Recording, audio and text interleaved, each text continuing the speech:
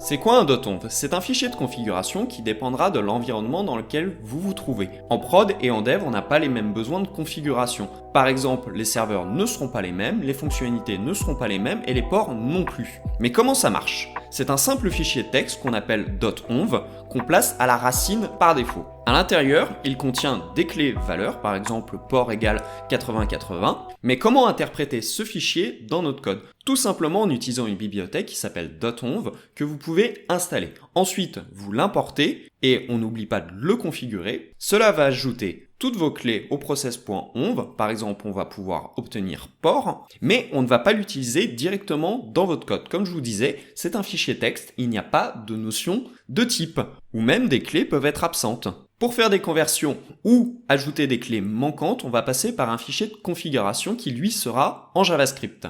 À l'intérieur, il doit contenir un objet qui sera const.config et cet objet aura une petite particularité car il sera figé dans le temps en utilisant un object.freeze et à l'intérieur de cet objet, on va pouvoir mettre l'ensemble de nos clés. Par exemple, j'ai mis port :parsint process.env.port. Comme cela, je suis sûr d'avoir un entier. Enfin, on n'a plus qu'à ajouter ce fichier de configuration à l'endroit où on en a besoin et utiliser config.port au bon endroit.